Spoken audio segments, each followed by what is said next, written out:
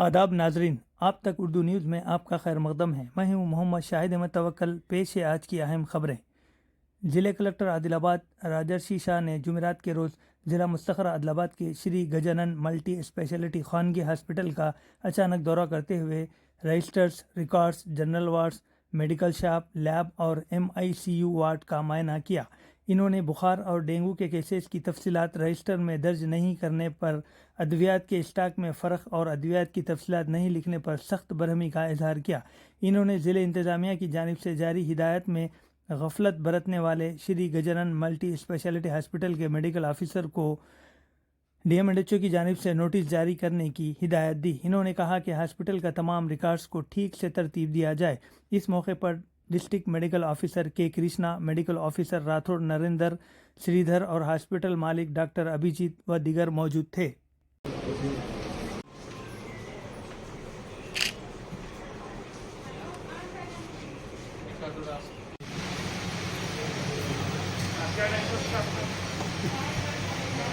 నమస్కారం.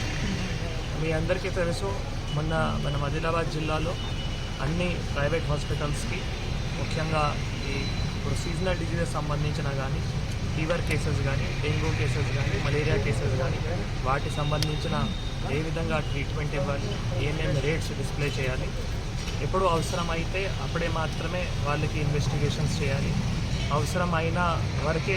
అవసరమైతే మళ్ళీ బ్లడ్ ట్రాన్స్ఫ్యూజన్ చేయాలి, లేదు చేయకూడదు.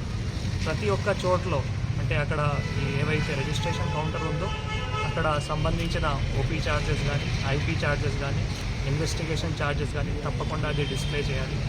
వాటికి సంబంధించిన వారందరికీ అన్ని ప్రైవేట్ హాస్పిటల్స్కి, జిల్లాలో ఉన్న అన్ని ప్రైవేట్ హాస్పిటల్స్కి ఇండియన్ మెడికల్ అసోసియేషన్ ఆదిలాబాద్కి సంబంధించిన వారందరూ ఆధ్వర్యంలో కూడా DMHO గారు అందరూ కలిసి కూడా వాళ్ళందరికీ ఓరియంటేషన్ ఇవ్వడం జరిగింది. ముఖ్యంగా ఓరియంటేషన్ అయిన తర్వాత వారికి క్లియర్గా చెప్పడం జరిగింది, మీ దగ్గర ఉన్న షార్ట్ ఫాల్స్ మీరు త్వరలోనే సరి చేయండి, ఎందుకంటే మీకు 4-5 డేస్ టైం ఇస్తున్నాము. మా బృందాలు ఎవరైతే ఉన్నారో DMHO గారు, ప్రోగ్రామ్ ఆఫీసర్స్ వారు అందరూ కూడా వచ్చి హాస్పిటల్స్కి ఇన్స్పెక్షన్ చేస్తారు. సో ఈరోజు ముఖ్యంగా ఇక్కడ మన గజానంద్ హాస్పిటల్ ఈరోజు ఇన్స్పెక్షన్ చేయడం జరిగింది. ఇక్కడ మేజర్గా చూస్తే కొన్ని షార్ట్ ఫాల్స్ కూడా కనిపించడం జరిగింది. ముఖ్యంగా ఇక్కడ రిజిస్ట్రేషన్ కౌంటర్ దగ్గర ICU ఛార్జెస్ డిస్ప్లే చేశారు, కానీ OP ఛార్జెస్ కానీ ఇన్వెస్టిగేషన్ ఛార్జెస్ కానీ ఇవి డిస్ప్లే చేయట్లేదు. తర్వాత జనరల్ వార్డ్కి చూస్తే అక్కడ ఫైర్ సేఫ్టీ అలార్మ్స్ కూడా కరెక్ట్గా పెట్టలేదు. దీని తర్వాత నిన్ననే డ్రగ్ ఇన్స్పెక్టర్ గారు కూడా ఇక్కడ ఇన్స్పెక్షన్ చేయడం జరిగింది. వాటికి సంబంధించిన షెడ్యూల్ యాక్ట్ సంబంధించిన ఏవైతే ఈ రిజిస్టర్ ఉన్నాయో అవి కూడా మెయింటైన్ చేయట్లేదు. దీనికి సంబంధించిన ముఖ్యంగా చాలా ఇంపార్టెంట్ అంటే ఏవైతే డెంగ్యూ కేసెస్ ఉన్నాయో వాటికి ఎక్కడైనా మన జిల్లాలో కన్ఫర్మేటరీ టెస్ట్ చేయడానికి వాళ్ళ దగ్గర ఫెసిలిటీ లేదు. ఓన్లీ రిమ్స్లో మాత్రమే ELISA టెస్ట్ మాత్రమే అవుతున్నాయి. వాటికి సంబంధించిన వాళ్ళ దగ్గర సరిగా రికార్డ్స్ కూడా లేవు. అంటే ఇప్పటివరకు ఆగస్ట్ మంత్ మనం పక్కన పెట్టిన తర్వాత కూడా ఈ 5 రోజుల్లో వాళ్ళ దగ్గర ఏవైతే కేసెస్ వచ్చినాయో వాటికి సంబంధించిన ఏమైనా రిఫర్ చేశారా, లేదు ఏమైనా బ్లడ్ శాంపిల్స్ తీసుకొని రిమ్స్ హాస్పిటల్కి పంపినారా, వాటికి సంబంధించిన కూడా మాత్రమే ఒక 2 ఏవైతే కేస్ షీట్స్లో ఉన్నాయో అవి మాత్రమే చూపించడం జరిగింది. సో ఇవన్నిటి కూడా మనం నోట్ చేసి వాళ్ళకి మళ్ళీ ఒక్కసారి నోటీస్ ఈరోజు ఇవ్వడం జరుగుతుంది. వాళ్ళకి సరి చేయడానికి అవకాశం కూడా ఇస్తాము, ఎందుకంటే ఫస్ట్ టైం ఇన్స్పెక్షన్ ఉంది.